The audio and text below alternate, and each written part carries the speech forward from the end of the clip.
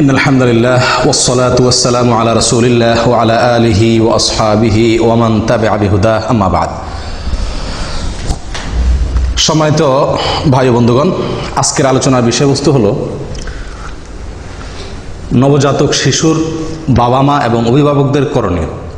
একটি শিশু যখন দুনিয়াতে আসে তখন তার অভিভাবক হিসাবে বাবা মা, দাদা দাদি, নানা নানি যারা তার অভিভাবক থাকেন তাদের বেশ কিছু করণীয় আছে।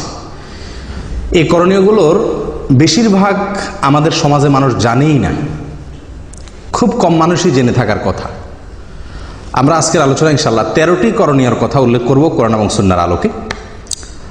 এই 13টি করণীয়র আমার মনে হয় যে 10টি করণীয় সম্পর্কে আমাদের সমাজের বেশিরভাগ লোক জানেই না, ধারণাই নেই করবে কি। তো বিষয়টি এই জন্য খুবই গুরুত্বপূর্ণ। আবার একটি শিশুর জন্মের পরে এমন কিছু কাজ আমরা করি যেগুলো আসলে কোরআন হাদিস আমাদেরকে করতে বলে নাই, বরং কোরআন হাদিসের দৃষ্টিতে কোনোটি নিষিদ্ধ, সেরকম অনেক কাজ আমরা করি। আবার যেগুলো করা দরকার তার অনেক কাজ আমাদের ছুটে যায়।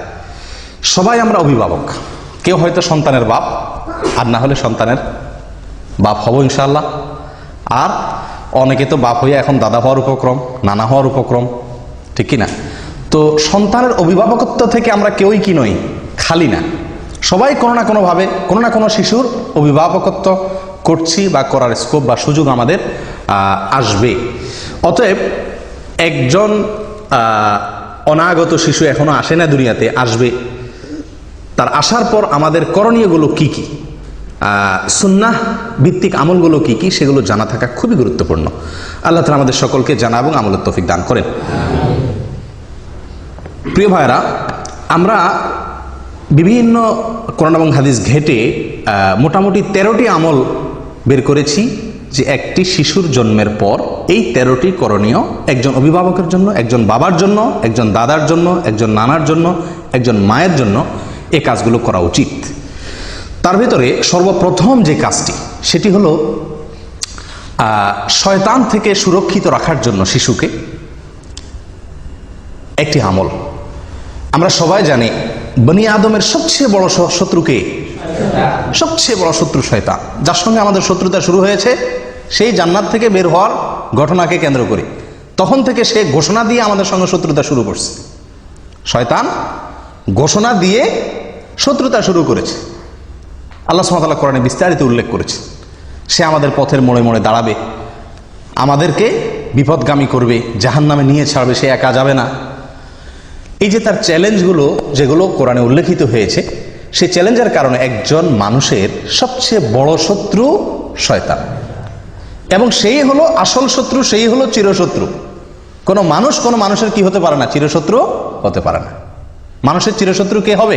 একমাত্র শয়তান। অতএব একজন সচেতন, দায়িত্ববান, সন্তানের হিতাকাঙ্ক্ষী অভিভাবকের প্রথম করণীয় হলো আমার শিশুটি, আমার সন্তানটি, আমার নাতি নাতনি, তারা যেন দুনিয়াতে আসার পরে এই দুনিয়াতে তাদের সবচাইতে বড় শত্রুর শত্রুতা থেকে নিরাপদে থাকতে পারে। এই ব্যবস্থা গ্রহণ করা একজন অভিভাবকের সবচাইতে বড় দায়িত্ব। কথা বুঝে আসছে? তো সেই জন্য নবী সাল্লাল্লাহু আলাইহি ওয়াসাল্লাম আমাদেরকে একটা আমল শিক্ষা দিয়েছেন। এটি হলো সন্তান জন্মের আগে একটা আমল, পরে আরেকটা আমল। এই দুইটাই হলো সুরক্ষার জন্য। আমি বলি টিকা, বিভিন্ন রোগ যাতে না হয় আগে থেকে নিরাপত্তার জন্য টিকা নেওয়ার ব্যবস্থা আছে না?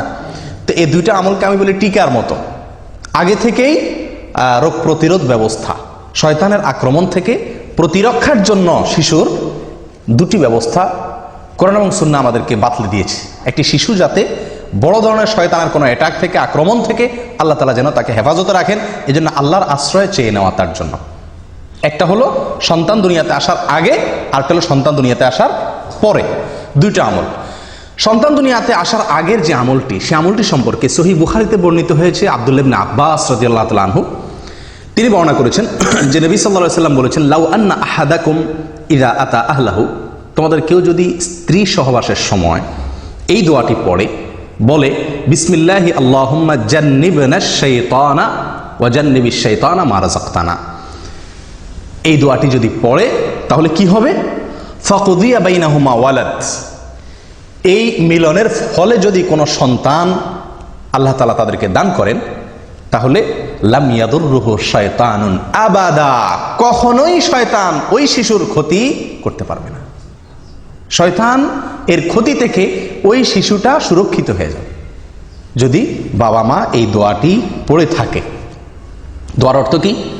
আল্লাহুম্মা জান্নিবনা শায়তান, আল্লাহ আমাদেরকে শয়তান থেকে আপনি হেফাজত করেন, নিরাপদে রাখেন। ওয়াজান্নিবি শায়তানা মা রাযাকতানা, আর আমাদেরকে যে শিশু, যে সন্তান আপনি দিবেন, রিজিক হিসাবে দান করবেন, সেই শিশু, সেই সন্তানকেও আপনি শয়তানের আক্রমণ থেকে হেফাজত করবেন। এই দোয়া যদি কেউ পড়ে তো আল্লাহ সুবহানাহু ওয়া তাআলা ওই সন্তানকে আজীবন কখনোই শয়তানের বড় কোনো আক্রমণ, বড় ধরনের কোনো ক্ষতি, তাকে মুরতাদ বানায় দেওয়া, অমানুষ করে দেওয়া, একেবারে বিপদগামী করে দেওয়া, এরকম বড় দায় কোনো ক্ষতি তার করবে না ইনশাআল্লাহ। প্রিয় ভাইরা, একটি আমল আমরা পেয়ে গেলাম। সন্তান দুনিয়াতে আসার আগেই বাবা মা যদি এই আমলটি করে, তাহলে তার সন্তানের জীবনের বিরাট বড় একটি সুরক্ষা হয়ে গেল, একটা প্রতিরক্ষা ব্যবস্থা হয়ে গেল। আমল নাম্বার 2, সন্তান জন্মগ্রহণের পরে বাবা মা যেই সন্তানের কাছে থাকবে অথবা দূরে, কাছে হলে বেশি ভালো, কাছে থাকবে বা দূরে, বাবা হোক মা হোক যে কেউ এই আমলটি করবে, আর সবাই মিলে করলে তো সবচেয়ে ভালো। আমলটি হলো, এটাও আল্লাহর আশ্রয় প্রার্থনা। আপনি কোন দিন সন্তান আল্লাহ তাআলা কবুল করছেন, কোন দিন দোয়া পড়ছেন না পড়ছেন খোঁজ খবর নাই, মুজদিস নাই হয়তো, তো আল্লাহ তাআলা দ্বিতীয় ব্যবস্থা রাখছে। প্রথম টিকা যদি মিস হয়ে যায় তো দ্বিতীয় টিকা আপনি ধরবেন। সেটা হলো সন্তানের জন্মের পরে আপনি আল্লাহর কাছে আশ্রয় চেয়ে নেবেন, ওই একই আশ্রয়, শয়তানের আক্রমণ থেকে। এক্ষেত্রে দুটি বর্ণনা আমরা পাচ্ছি। এক হলো আল্লাহ সুবহানাহু ওয়া তাআলা সূরা আলে ইমরানের ভিতরে ইমরানের স্ত্রীর ঘটনা বর্ণনা করেছেন। ইমরানের স্ত্রীকে ঈসা আলাইহিস সালামের নানি, মারিয়াম এর মা। যখন মারিয়াম তার গর্ভে এসেছিল তখন তিনি আল্লাহর কাছে ফরিয়াদ করেছিলেন। কি ফরিয়াদ? তিনি বলেছেন, ওয়া ইন্নী সাম্মাইতুহা মারিয়াম ওয়া ইন্নী উঈদুহা বিকা ওয়া যুররিয়াতাহা মিনাশ শাইতানির রাজীম। আল্লাহর কাছে দোয়াটা পছন্দ হয়েছে। সন্তান ভূমিষ্ঠ হওয়ার পরে মারিয়ামের মা দোয়া করেছেন। মারিয়ামের মা দোয়া করেছেন। ইমরানের স্ত্রী, সূরা আলে ইমরান যে কোরআনে বর্ণিত হয়েছে না, এই ইমরানের স্ত্রী ঈসা আলাইহিস সালামের নানি, তিনি দোয়া করেছেন, আল্লাহ যে শিশু আপনি দান করছেন আমাকে, এর নাম আমি মারিয়াম রাখলাম, আর একে আমি আপনার কাছে এর জন্য আশ্রয় চাই। আল্লাহ আপনার আশ্রয় আমি প্রার্থনা করি, আমার এই সন্তানের জন্য আপনি আশ্রয় দিন। কোত্থেকে? শয়তানের শয়তানি থেকে, শয়তানের শয়তানি থেকে আমার এই মেয়েকে এবং এই মেয়ের যত বংশধর আছে আসবে তাদের সবাইকে আপনি শয়তানের শয়তানি থেকে কি দিয়েন? আশ্রয় দিন। দোয়াটি কি করছেন? মারিয়ামের মা। আপনারা আলহামদুলিল্লাহ সবাই মোটামুটি মক্কা মদিনা গেছেন, তাই না? আমাদের দেশ থেকেও হাজিরা আসলে, এখান থেকেও হাজিরা গেলে মরিয়ম ফুল কিনে, দেখছেন আপনারা? মরিয়ম ফুল কিনে। কেন মরিয়ম ফুল কিনে? আবার ওই কি মরিয়ম খেজুরও একটা আছে সম্ভবত, না? মরিয়ম খেজুর কিনে, মরিয়ম ফুল কিনে। কেন? ওই যে মারিয়াম আলাইহিস সালাম তার গর্ভে আল্লাহ সুবহানাহু ওয়া তাআলা কুদরতিভাবে যে সন্তান দিয়েছিলেন ঈসা আলাইহিস সালামকে, তার জন্মটা হয়েছে একমাত্র মানে সরাসরি আল্লাহর কুদরতে, তাই না? এবং তার বর্ণনা আল্লাহ কোরআনে উল্লেখ করেছেন। তিনি গাছের সাথে হেলান দিয়ে বসেছিলেন, খেজুর গাছের সাথে, আল্লাহ বলছেন ধাক্কা দিয়েছেন, খেজুর পড়ছে, তিনি সেখান থেকে খাইছেন, আল্লাহ তাআলা খুব সহজে গর্ভ খালাস করে দিয়েছেন। এখন এই ভালো সন্তান বা যাতে ভালোভাবে দুনিয়াতে আসে সেজন্য মানুষ মরিয়ম ফুল কিনে, সেজন্য মানুষ ওই মরিয়ম খেজুর তালাশ করে। কোত্থেকে সেই মরিয়ম খেজুর? 2000 বছর আগের খেজুর গাছ এখন কোত্থেকে আসবে? কে বা কারা নাম দিছে আর ধুমছে মানুষ কিনতেছে, হ্যাঁ? মরিয়ম খেজুর ওই গর্ভধারণকারী মায়েদেরকে খাওয়ায়, এই বিশ্বাস রেখা যেটা খাওয়ালে কি হবে? সন্তান সহজে খালাস হবে বা বের হবে। আশ্চর্য কথা, যেই আমল কোরআনে বর্ণিত হয়েছে, মারিয়ামের মায়ের যেই দোয়া আল্লাহ পছন্দ করে কোরআনে যুক্ত করে দিয়েছেন, ওই খেজুর, মারিয়ামের খেজুর সংরক্ষিত থাকা সহজ না। কোথাকার কোন মারিয়াম ফুল? কিন্তু আপনার এই যে আমল, এটি তো কোরআনে সংরক্ষণ করা হয়েছে, এটা তো আর ভুল নয়। মারিয়ামের মা যে দোয়া করেছিলেন গর্ভ থেকে সন্তানকে ভূমিষ্ঠ করার পর সে আমল আমরা জানিও না, করিও না। ওই যেগুলা আপনার মানে কোথাকার কোন কে বা কারা ছড়াই দিছে, সে মরিয়ম খেজুর কিনে কিনে খাওয়াচ্ছি, মরিয়ম ফুল আমরা কিনতেছি। আল্লাহ তাআলা আমাদেরকে হেদায়েত দান করেন। প্রিয় ভাইয়েরা, শিশুর জন্মের পরে একজন অভিভাবকের দ্বিতীয় করণীয় হলো, প্রথম করণীয় আশ্রয় চাইয়ে দোয়া করা, সহবাসের দোয়া পড়া সব সময়। আর দ্বিতীয় করণীয় হলো সন্তান দুনিয়াতে আসার পরে প্রথমেই তাকে আল্লাহর কাছে কি করে দেওয়া, সমর্পণ করে দেওয়া, সুপর্দ করে দেওয়া, যে আল্লাহ এই যে আসলো, এই যে আপনার বান্দা দুনিয়াতে আসছে, কঠিন চ্যালেঞ্জ তার সামনে, কঠিন চ্যালেঞ্জ। যে পৃথিবী, বিশেষ করে আজকে যে সমাজ ব্যবস্থা, যে পরিবেশ, এই সবগুলোকে ডিঙ্গিয়ে জান্নাতে যাওয়া খুব সহজ কাজ নয় আল্লাহ, বড় কঠিন।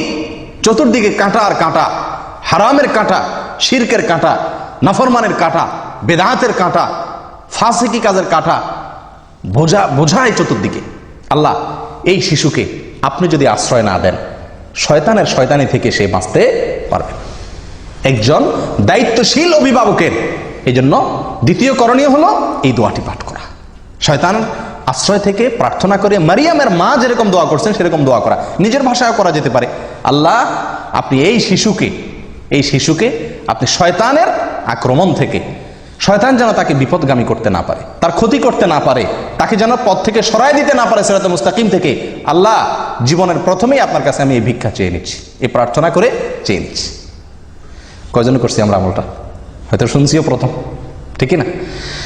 আচ্ছা, এইগুলো তো মারিয়ামের মায়ের আমল। কোরআনে আল্লাহ যেটা উল্লেখ করেছেন, তিনি দোয়া করেছেন আল্লাহর কাছে যে আল্লাহ, আমি এই শিশুকে আপনার কাছে এবং তার যত বংশধর আসবে তাদের সবাই যেহেতু আমাদেরই বংশধর হবে, তো তাদের সবাইকে আপনি শয়তানের আক্রমণ থেকে হেফাজত করিয়েন। আল্লাহ সুবহানাহু ওয়া তাআলা রক্ষা করছেন। আল্লাহ তাআলা কি করছেন? রক্ষা করছেন। সুবহানাল্লাহ। মারিয়ামের সন্তান ঈসা, এদেরকে আল্লাহ তাআলা কি করছেন? শয়তানের আক্রমণ থেকে রক্ষা করেছেন। কোরআনে তার উল্লেখও আছে, কোরআন এবং সুন্নাতে তার উল্লেখও আছে। শয়তান যে কোনো শিশুর মৃত্যুর পরে একটা অ্যাটাক করে, জন্মের পরে একটা আক্রমণ করে। আল্লাহ সুবহানাহু ওয়া তাআলা সেখান থেকে হেফাজতে রাখেন। বিস্তারিত অনেক আলোচনা এখানে আছে, সেদিকে যাচ্ছি না। এই আমলটার দ্বিতীয় সূত্র নেন নবী সাল্লাল্লাহু আলাইহি সাল্লামের আমল থেকে। এটিও সহিহ বুখারীতে বর্ণিত আছে এবং আব্দুল্লাহ ইবনে আব্বাস রাদিয়াল্লাহু আনহু বর্ণনা করেছেন। নবী সাল্লাল্লাহু আলাইহি সাল্লাম যখন হাসান এবং হোসেন রাদিয়াল্লাহু তাআলা আনহুমার জন্ম হয়েছিল, তার নাতি হাসান এবং হোসেন রাদিয়াল্লাহু তাআলা আনহুমার জন্ম হয়েছিল, তখন তিনি একটা দোয়া পড়ছেন। কি দোয়া পড়ছেন? জন্মের পরে বলতে একেবারে জন্মের পরপরই করছেন এমনটা হাদিস থেকে পরিষ্কার বোঝা যায় না অবশ্য। তাদের জন্য তিনি আশ্রয় প্রার্থনা করতেন, দোয়া করতেন। বুঝা যাচ্ছে কথা? কিরকম দোয়া করতেন? দোয়া করতেন এই, উআইযুকুমা বিকালিমাতিল্লাহি তাম্মাহ মিন কুল্লি শাইতানিন ওয়া হাম্মাহ ওয়া মিন কুল্লি আইনিন লাম্মাহ। উআইযুকুমা বিকালিমাতিল্লাহি তাম্মাহ মিন কুল্লি শাইতানিন ওয়া হাম্মাহ ওয়া মিন কুল্লি আইনিন লাম্মাহ। হুবহু এটা পড়া কোনো জরুরি না, উনি দুইজনের জন্য দোয়া করছেন, এই জন্য ওয়াইযুকুমা বলেছেন। এটা জন্মের পরপরই করতে হবে, এটা জরুরি না। বাকি জন্মের পরে যে কোনো সময় শিশুর জন্য এই দোয়াটি করা অভিভাবকের। দোয়াটির অর্থ হলো এই, আমি হে শিশু তোমাকে আল্লাহর আশ্রয় চাই, অথবা হে আল্লাহ আমি আশ্রয় চাই এই শিশুর জন্য আমি আপনার আশ্রয় চাই দুটি বিষয় থেকে। এক হলো শয়তানের আক্রমণ থেকে, যেটা মারিয়ামের মা দোয়া করছিলেন। আরেকটা নবী সাল্লাল্লাহু আলাইহি ওয়াসাল্লাম যোগ করছিলেন, সেটা কি? বদনজর থেকে। শিশুদের প্রতি একটু বদনজরটা বেশি লাগে, এটাই বাস্তবতা। তো নবী সাল্লাল্লাহু আলাইহি ওয়াসাল্লাম তার নাতি হাসান হোসেনের জন্য দোয়া চেয়ে নিয়েছিলেন, যেন আল্লাহ তাআলা তাদেরকে শয়তান থেকে কি করেন? হেফাজতে রাখেন এবং বদনজর থেকে হেফাজতে রাখেন। তাহলে আমরা দ্বিতীয় আমল পেয়ে গেলাম তো আলহামদুলিল্লাহ, যে সন্তানের জন্মগ্রহণের পরে সুবিধা মতো আল্লাহর কাছে কি চেয়ে নিব? তার জন্য শয়তান থেকে আশ্রয় চেয়ে নেব ইনশাআল্লাহ। করবেন তো আমলটা? আল্লাহ চান তো? আল্লাহ তাআলা তৌফিক দান করেন। তিন নম্বর আমল হলো ভাই, সন্তান জন্মগ্রহণ করার পর সেই সংবাদ যদি আপনার কাছে আসে, সন্তানের জন্মের সংবাদ, সুসংবাদ যদি আপনি পান, তাহলে সেই সুসংবাদ পাওয়ার পরে সর্বপ্রথম কি কথাটা বলবেন? আমরা কি কথাটা বলি আগে সেটা বলেন। যে কোনো সন্তান জন্মগ্রহণের সংবাদ পাইছেন, আপনার সাদিকের হয়েছে, আপনার নিজের হয়েছে, অথবা আপনার ভাইয়ের হয়েছে, হ্যাঁ কারোর হয়েছে, প্রথম প্রশ্নটা কি হয়? ছেলে না মেয়ে? ঠিক না? যদি সংবাদদাতা না বলে ছেলে হয়েছে না মেয়ে হয়েছে, যদি বলে যে ভাই আমার তো আল্লাহ একটা সন্তান দিছে, তো প্রথম আমরা প্রশ্ন করি কি? ছেলে না মেয়ে। তো এটা বিরাট একটা আমাদের জন্য সংশোধনী। আদাবুল মুফরাদ, ইমাম বুখারী রাহিমাহুল্লাহ লিখিত একটি কিতাব। এখানে সহিহ সূত্রে বর্ণিত একটি হাদিসে আসছে, কাসির ইবনে উবাইদ বলেন যে আয়েশা রাদিয়াল্লাহু তাআলা আনহা তার কাছে যে কোনো সন্তান জন্মের সংবাদ আসলে, যে কেউ মদিনাতে কারোর সন্তান হয়েছে, খবরটা ওনার কাছে আসছে, আমাদের আয়েশা রাদিয়াল্লাহু তাআলার কাছে। ওনার কাছে সংবাদ আসার সঙ্গে সঙ্গে উনি কখনো জিজ্ঞেস করতেন না ছেলে নাকি মেয়ে। উনি জিজ্ঞেস করতেন একটা কথা, অবশ্য কি জিজ্ঞাসা করতেন, খুলিকা সাওয়িয়া, অর্থাৎ যে শিশুটি আসছে সে ঠিকঠাক আছে তো, বিকলাঙ্গ না তো, হাত পা সব অঙ্গ প্রত্যঙ্গ সব ঠিক আছে তো। যদি বলা হতো নাম, তিনি বলতেন আলহামদুলিল্লাহি রাব্বিল আলামিন। আমলটি কার ভাই? আয়েশা রাদিয়াল্লাহু তাআলা, যিনি শিখেছেন নবী সাল্লাল্লাহু আলাইহি সাল্লাম থেকে সবচাইতে বেশি, সবচাইতে সরাসরি কাছে থেকে দেখে, এটা তার আমল ছিল। তো এখান থেকে কি বুঝলাম, যে কোনো শিশুর সংবাদ পাওয়ার পর প্রথম করণীয়, অভিভাবক অনভিভাবক, অভিভাবক না সকলের জন্য এটা, যে আমরা প্রথম আমল করব কি, আলহামদুলিল্লাহ রাব্বিল আলামিন বলবো, আল্লাহর শুকরিয়া আদায় করব। আফসোসের বিষয়, আমরা ওই যে প্রথম প্রশ্ন হয়, হাদিসে বর্ণনাকারী উল্লেখ করে দিচ্ছেন কাসির ইবনে উবাইদ যে আয়েশা রাদিয়াল্লাহু আনহা কখনো জিজ্ঞেস করতেন না আগে ছেলে নাকি মেয়ে। কারণ সন্তান ছেলে নাকি মেয়ে এটা মুখ্য না, মুখ্য হলো সন্তান সুস্থ স্বাভাবিক কিনা, এবং এরপরে সবচেয়ে বড় কামনা হবে একজন বাবা, একজন মায়ের, একজন অভিভাবকের যেন সন্তান সুসন্তান হয়, নেক সন্তান হয়, ছেলে হোক কিংবা মেয়ে হোক। এটা কোনো বড় প্রশ্ন নয়, বড় চাহিদা নয়, বড় বিষয় না, ঠিক কি ঠিক না? আল্লাহ সুবহানাহু ওয়া তাআলা নবীদের সন্তান চাওয়ার দোয়া আল্লাহ তাআলা কোরআনে উল্লেখ করে দিয়েছে আমাদেরকে শেখানোর জন্য। নবীরা কিভাবে সন্তান চাইতেন, আম্বিয়া আলাইহিমুস সালাতু ওয়াস সালাম কিভাবে আল্লাহর কাছে সন্তান চাইতেন, সেই ভাষাগুলো আল্লাহ সুবহানাহু ওয়া তাআলা কোরআনে উল্লেখ করে দিয়েছেন। তার একটি হলো রব্বি হাবলি মিনাস সালিহিন, রব্বি হাবলি মিনাস সালিহিন, মানে কি, আল্লাহ আমাকে নেক সন্তান দান করেন, নেক সন্তান দান করেন, ভালো সন্তান দান করেন। আল্লাহর কাছে ছেলে অথবা মেয়ে এটা না চেয়ে আল্লাহর কাছে চাওয়া উচিত কি, সুসন্তান, সুসন্তান। সন্তান যদি নেক হয়, সে ছেলে হইলেও আমার উপকারে আসবে, মেয়ে হইলেও উপকারে আসবে। আর আল্লাহ না করুন সন্তান যদি সৎ না হয়, তাহলে সে ছেলে হোক আর মেয়ে হোক, সে আমার দুনিয়াও ডুবাবে, আখেরাতেও আমাকে ডুবাবে। আফসোসের বিষয়, এটা আজকে একটা চরম বাস্তবতা আজকের পৃথিবীতে। সেটা হলো যে মেয়ে হলে আমরা অনেকেরই মুখ কালো হয়ে যায়, ঠিক কি না?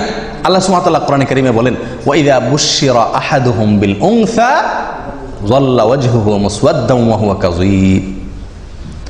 জাহিলি যুগের, আইয়ামে জাহিলিয়াতের যুগে, ইসলাম পূর্ব যুগের মানুষের স্বভাব আল্লাহ তাআলা বর্ণনা করতে গিয়ে বলেন যে তাদের কাউকে যদি বলা হয় ভাই আপনার ছেলে হয়েছে বা তোমার ছেলে হয়েছে, তখন তাদের মুখটা কি হয়ে যায়, কালো হয়ে যায়, কালো হয়ে যায়। যদি জিজ্ঞাসা করে ভাই কি হয়েছে, মেয়ে হলে বলে কি, মেয়ে হয়েছে, মেয়ে, মানে ভাবটা এমন থাকে যে উনি খুশি না। আর ছেলে হলে মাশাআল্লাহ পুরো গালে হাসি দিয়া বলে হ্যাঁ আপনাদের ভাতিজা হয়েছে আলহামদুলিল্লাহ, ঠিক না? ঠিক। এগুলো মূর্খতা ছাড়া আর কিছু না ভাই, মূর্খতা। একটা মানুষের শুধু মেয়ে হচ্ছে, তার একটা ছেলে হচ্ছে না, অথবা একজনের শুধু ছেলে হচ্ছে, একজনটা মেয়ে হচ্ছে না, ছেলে বা মেয়ের চাহিদা তার ভিতরে থাকা, এটা দোষের কিছু না। কিন্তু সন্তান হিসাবে ছেলে হলে খুশি হওয়া, মেয়ে হলে বেজার হওয়া, এগুলা বোকামি ছাড়া কিচ্ছু না। আমরা অনেকেই মনে করি যে আমাদের যদি ছেলে না থাকে তাহলে বংশে চেরাগ দিবে কে, বংশের বাতি কে জ্বালাবে, এটা একটা মানে বড় প্রশ্ন থাকে না? আপনি মরে কবরে যায় সুটকি হবেন, সেখানে গিয়ে আপনার কি জান্নাত হবে না জাহান্নাম হবে, সেই টেনশনে আপনি শেষ হবেন। তখন দুনিয়াতে আপনার বংশের চেরাগ জ্বললো না, হারিকেন জ্বললো না, হেজাক লাইট জ্বললো না, মোমবাতি জ্বললো, এটা আপনার কোনো দরকার আছে? কি বলেন? এটা বোকামি ছাড়া আর কি, এটা নির্বুদ্ধিতা ছাড়া কিছুই নয় প্রিয় বন্ধুগণ। এই জন্য সন্তান সুসন্তান যেন হয়, সেটা বরং আল্লাহর কাছে দোয়া করা। মেয়ে হলে এটাকে ভালো, সঠিক তারবিয়ত লালন পালন করে সুপাত্রস্থ করতে পারলে, এটাকে ভালোভাবে লালন পালন করতে পারলে, ইনসাফ করতে পারলে, আদর ভালোবাসা দিয়ে, জান্নাতের ওয়াদা আছে। 2টা মেয়ে পারলে, 3টা মেয়ে পারলে, ছেলে 10টা ছেলে পারলেও কোনো জান্নাতের ওয়াদা কোনো হাদিসে নাই। নবী সাল্লাল্লাহু আলাইহি সাল্লাম, আমাদের নবী সাল্লাল্লাহু আলাইহি সাল্লামের 4টা মেয়েকে আল্লাহ তাআলা জীবিত রাখছেন। ছেলে দিছে না যেগুলা সব ছোটবেলায় শেষ নিয়ে গেছেন, বাঁচায় রাখছেন শুধু মেয়েগুলাকে। উনি নিজে মেয়েদের বাপ। এত যাদের কি হয় না, ছেলে হয় না বা ছেলে নাই, শুধু মেয়ে, আপনারা এটা ভাইবা খুশি হন যে নবী সাল্লাল্লাহু আলাইহি ওয়াসাল্লাম মেয়েদের বাপ ছিল, আপনিও কি মেয়েদের বাপ। কোন সালাফ বলেছেন আল আম্বিয়াউ আবুল বানাত, বেশিরভাগ নবীদেরকে আল্লাহ তাআলা ছেলের চাইতে মেয়ে বেশি দিয়েছেন। আর অভিজ্ঞতাও বলে এ যুগে ছেলেদের চাইতে মেয়েরা বাবা মারে কষ্ট কম দেয়। ছেলেরা বাপ মার মুখ যত বেশি চুনকালি দেয়, মেয়েরা ততটা দেয় না। মেয়েরা যতটা ভালোবাসে বাবা মাকে, ছেলেদের ভালোবাসা ততটা পাওয়া যায় না। মেয়েরা সব সময় স্বামীর সাথে ঝগড়া করে বাপ মার পক্ষ হয়ে, আর ছেলেরা বাপ মার সাথে ঝগড়া করে বউয়ের পক্ষ হয়ে।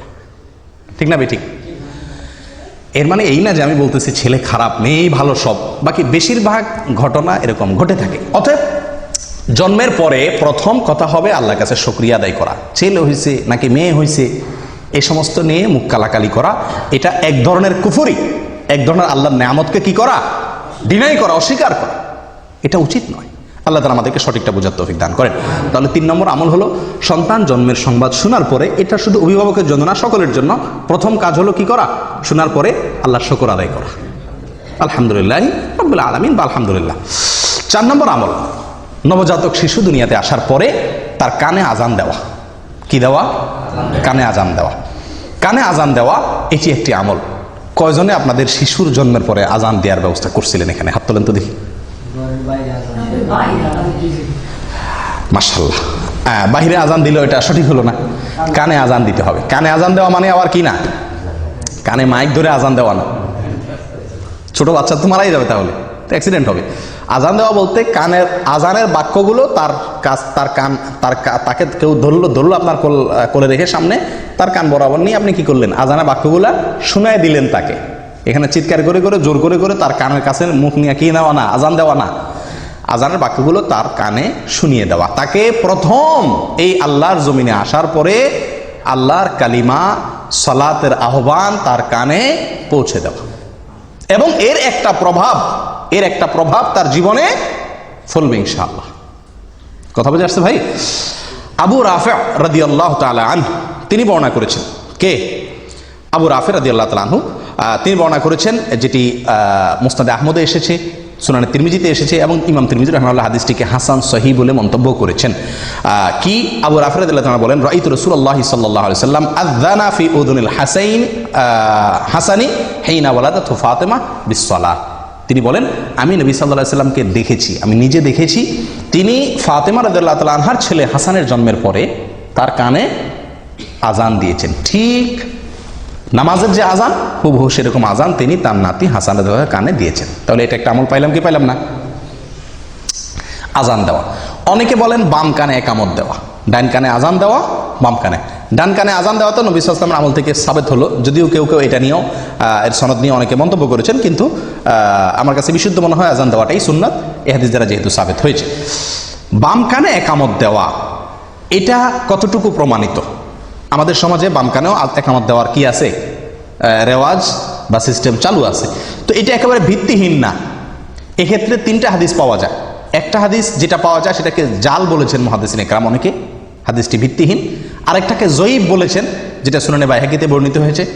আর আরেকটা হাদিস আছে যেটা নবী সাল্লাল্লাহু আলাইহি ওয়াসাল্লাম থেকে না, কোনো সাহাবী থেকেও না, একজন তাবী ওমর ইবনে আব্দুল আজিজ রাহিমাহুল্লাহ ওনার থেকে বর্ণিত। ওমর ইবনে আব্দুল আজিজ ইসলামের খুব নামকরা একজন খলিফাদের, 4 খলিফার পরেই বলা হয় 5ম খলিফা বলা হয়, অর্থাৎ খুব সুশাসনের জন্য পৃথিবীর ইতিহাসে, মুসলমানদের গৌরবোজ্জ্বল ইতিহাসে যাদের নাম স্বর্ণের অক্ষরে লেখার মতো, তাদের মধ্যে অন্যতম হলেন ওমর ইবনে আব্দুল আজিজ রহমতুল্লাহি আলাইহি।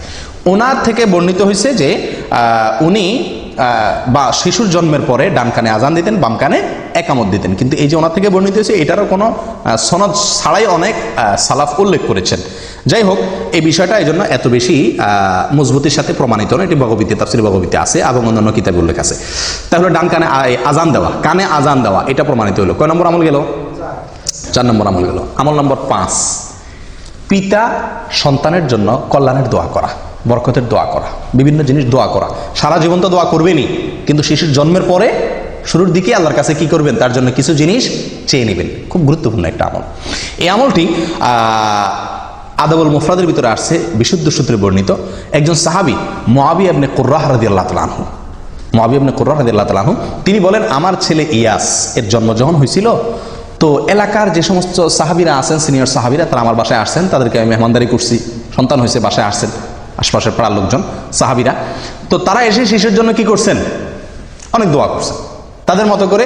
আছে না যে মানুষ আসলে নবজাতক শিশু, নতুন শিশুর জন্য দোয়া করে, তো ওনারা তার মতো করে যার মতো করে শিশুর জন্য কি করছেন, আল্লাহ তারা এই করো সে করো, অনেক দোয়া করে দিয়েছেন।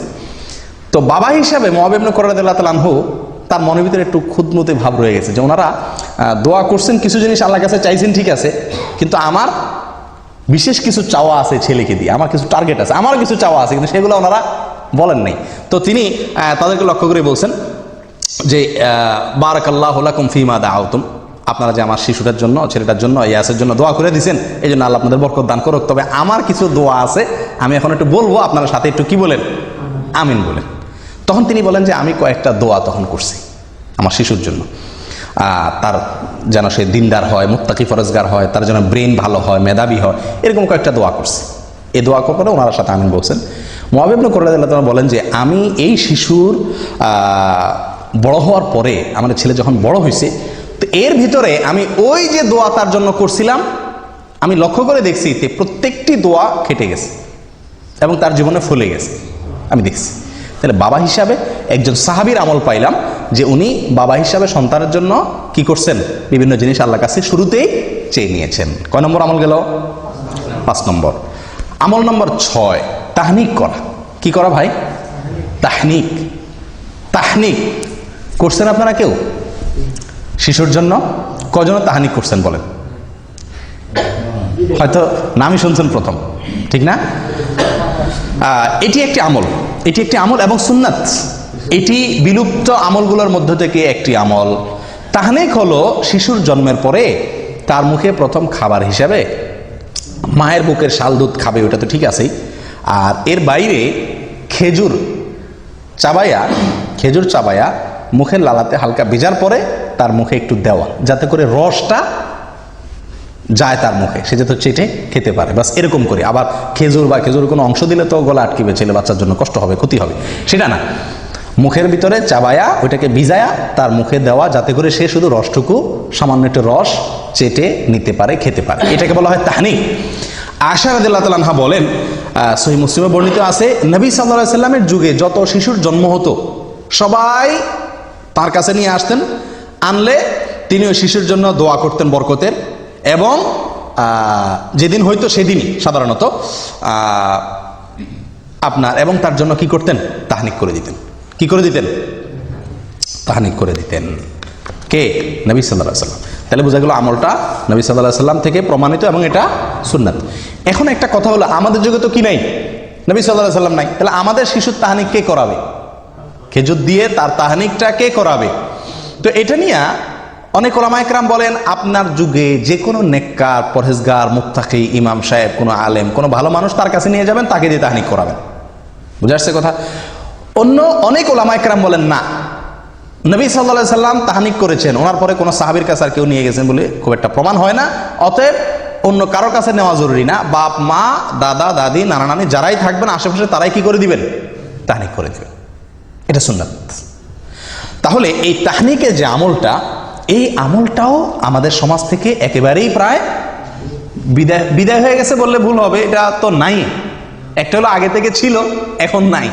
এটা একান্ত আলেম ওলামা ছাড়া খুব কম মানুষই করেন। আলহামদুলিল্লাহ, আমার 3 সন্তানের সময় আমি তাহনিক করেছি।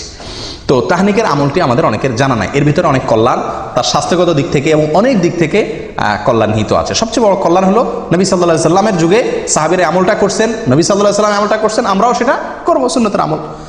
মনে থাকবে তো ইনশাআল্লাহ? 7 নম্বর আমল, সন্তানের জন্য একটা সুন্দর নাম চয়েস করা। এই পর্যন্ত যেগুলো বলছি 6টা আমল, এগুলো সবগুলো হলো সন্তান জন্মের পর 7 দিনের আগের কাজ, এগুলা শুরুর দিকের কাজ এগুলা। আর এখন থেকে নিয়ে শেষ পর্যন্ত যে আমলগুলো বলবো, এই আমলগুলো হলো সন্তান জন্মের পরে 7 নম্বর দিনের আমল। এই 7 নম্বর দিনের আমলের ভিতরে 1 নম্বর আমল এবং সিরিয়ালে 7 নম্বর আমল হলো সুন্দর একটা নাম রাখা। কি রাখা ভাই? সুন্দর একটা নাম রাখা। এবং এই সম্পর্কে আবু মুসা আশআরী রাদিয়াল্লাহু তাআলা আনহুর এক হাদিসে বর্ণিত হয়েছে, তিনি বলেন উলিদ আলী গুলাম, আমার একটা শিশু হয়েছিল, একবার ছেলে হয়েছিল, তো ফাআতাইতু বিহিন নবী সাল্লাল্লাহু আলাইহি ওয়াসাল্লাম, আমি নবী সাল্লাল্লাহু আলাইহি ওয়াসাল্লামের কাছে তাকে নিয়ে আসছি, ফাসাম্মাহু ইব্রাহিম, তিনি তাকে তখন ইব্রাহিম নাম রাখলেন, ফাহান্নাকাহু বিতামারিহি তামারাতিন, এবং একটা খেজুর দিয়ে তিনি তার তাহনিক করাই দিলেন এবং তাকে বরকতের দোয়া করলেন, এরপরে শিশুটা আমার হাতে দিয়ে দিলেন। 3টা আমল করলেন, এই হাদিস থেকে প্রমাণ হলো, বুখারীর হাদিস। তাহলে নাম রাখলেন নবী সাল্লাল্লাহু আলাইহি ওয়াসাল্লাম। শিশুর নাম রাখতে হয়, এটা বাবা মা বা অভিভাবকদের কর্তব্য। এবং এই নাম রাখাটা আপনার জন্মের দিন হতে পারে, 3 নম্বর দিনও হতে পারে, তবে কোনো কোনো বর্ণনাতে 7 নম্বর দিনের কথাও আসছে। এটা কোনো বাধ্যবাধকতা না যে এই দিনই রাখতে হবে, তবে 7 নম্বর দিনের ভেতরে নামটা রেখে ফেলা উচিত। অনেক সময় আমরা অনেক দেরি করে ফেলি, 7 নম্বর দিনের ভিতরে রেখে যাওয়া উচিত। নাম সবচেয়ে উত্তম নাম, সবচেয়ে শ্রেষ্ঠ এবং বেস্ট নাম কোনটা? আব্দুল্লাহ এবং আব্দুর রহমান। সবচেয়ে সুন্দর এবং সবচেয়ে উত্তম নাম হলো আব্দুল্লাহ এবং আব্দুর রহমান, এরপরে কোনো নাম নাই। দ্বিতীয় শ্রেণীর নাম কোনটা? প্রথম শ্রেণীর নাম হলো আব্দুল্লাহ এবং আব্দুর রহমান। দ্বিতীয় শ্রেণীর নাম কি? দ্বিতীয় শ্রেণীর নাম হলো আল্লাহর যে 99টি নাম আছে, আল্লাহর 99 নামের শুরুতে আব্দুন যোগ করলে যে নামগুলো হবে। কি যোগ করলে? আব্দুন যোগ করলে যে নামগুলো হবে, যেমন আব্দুল খালেক, আব্দুল মালিক, আব্দুল গফফার, আব্দুল সত্তার, আব্দুল গফুর, আব্দুর রহিম, আব্দুল ওদুদ, যত আল্লাহর 99 নাম দিয়ে যে নাম আছে, আমরা নাম খুঁজে পাই না। শিশু হলে নাম নিয়ে যে কি এক অস্থির হয়ে যায় মানুষ, হুজুর একটা নাম দেন, ভাই একটা নাম দেন, নাম ঠিক করতে পারে না। আল্লাহর 99 নাম, এটা শুরুতে আব্দুল লাগাইলে ছেলেদের নাম হয়ে যায়, আমাতুন লাগাইলে মেয়েদের নাম হয়ে যায়। আমাতুন মানে বান্দি, মেয়ে গোলাম, আর আব্দুল মানে পুরুষ, ছেলে গোলাম, আল্লাহর বান্দা, আল্লাহর মেয়ে বান্দা। তাহলে 99টা নাম তো আপনার হাতের কাছেই আছে, এবং এর ভিতরে বহু নাম আছে যেগুলো আমাদের সমাজে খুব একটা শোনাই যায় না। আমরা নাম রাখার ক্ষেত্রে বেশ কিছু জটিলতা আমাদের দেখা দেয়। এর ভিতরে একটা হলো আনকমন নাম খুঁজি। আব্দুল্লাহ নাম রাখতে বলে যে আব্দুল্লাহ, আব্দুল্লাহ এ তো আমার ভাইয়ের খালাতো শালির জেঠাতো ভাইয়ের ছেলের নাম, কোনো মানে আছে? আমার বোনের ছেলের নাম, তো সমস্যা কি? আপনার বোনের ছেলের নাম হয়েছে। আপনারা দেখেন এদেশে একটা কালচার আছে, বাপের নামও আব্দুল্লাহ, ছেলের নামও আব্দুল্লাহ, দাদার নামও আব্দুল্লাহ, নাতির নামও আব্দুল্লাহ। কই, তাহলে তো কোনো সমস্যা হয় না। আমরা বলি ডাকলে তো সমস্যা, আব্দুল্লাহ বলে 2জন দৌড় দিবে। এই সমস্যাটা জীবনে কয়বার হবে? এই সমস্যাটা জীবনে কয়বার হবে? এগুলা সঠিক না। আসলে আমরা আনকমন নাম খুঁজতে গিয়ে এমন এক আনকমন নামের পিছনে পড়ে যাই যেটা আমাদেরকে সুন্দর নাম থেকে দূরে সরাই দেয়। এই জন্য আপনি আজকে আব্দুল্লাহ, আব্দুর রহমান বা এই সমস্ত সুন্দর সুন্দর ভালো ভালো নাম খুব বেশি এটা রাখার কালচার আস্তে আস্তে উঠে যাচ্ছে। মানুষ লালটু, বল্টু, টল্টু এই সমস্ত নাম রাখে। আল্লাহ হেফাজত করেন। সুন্দর একটা নাম রাখা, এটা সন্তান, নবজাতক সন্তান ভূমিষ্ঠ হওয়ার পরে বাবা মায়ের বা অভিভাবকদের করণীয়র ভিতরে অন্যতম প্রধান একটি করণীয়। মনে থাকবে তো ইনশাআল্লাহ। আমাদের দেশের নামের ভিতরে আরো অনেকগুলো সমস্যা আছে। তার ভিতরে একটা হলো যে একজনের 3টা-4টা করে নাম থাকে। একজনের কয়টা করে নাম থাকে? 3টা-4টা করে নাম থাকে, এবং সবগুলো আলাদা আলাদা নাম। সব নামগুলা কি আলাদা আলাদা নাম। আমি কি বুঝাতে পারছি? যেমন ওমর ফারুক। আচ্ছা, এটা আরেক সমস্যা, সেখানে আমি আসতেছি। তার আগে একটু বলে নিই যে একজনের 3-4টা নাম লাগে। যেমন মোহাম্মদ আলী, মোহাম্মদ আলী 2টা নাম কিন্তু এখানে। একটা নবীর নাম, নবী সাল্লাল্লাহু আলাইহি সাল্লামের নাম, আর একটা হলো নবী সাল্লাল্লাহু আলাইহি সাল্লামের চাচাতো ভাইয়ের নাম, জামাইয়ের নাম। ঠিকই না? 2 জনের নাম একজনে দখল করছে, ঠিকই না? এভাবে আমাদের দেশে যত নাম পাবেন বেশিরভাগ নামগুলো একজনের 3টা-4টা নাম। এটা একটা ভুল কালচার। এটাতে কোনো মানে কোরআন হাদিস অশুদ্ধ হয়ে যাবে, আলোকে অশুদ্ধ হয়ে যাবে, বা এটা কারণে আপনার কোনো গুনাহ হয়ে যাবে এরকম না, কিন্তু এটা মানে সঠিক না। নাম থাকবে কি একটা, নাম থাকবে একটা, সেটা যেটাই হোক। হ্যাঁ, তার সাথে বাবার নাম যুক্ত হতে পারে, তাহলে 2টা হলেও সমস্যা নেই। দাদার নাম যুক্ত হয়ে 3টা হলেও কি নাই, দোষের কিছু নেই। কিন্তু আপনার একারই নাম কি 3টা।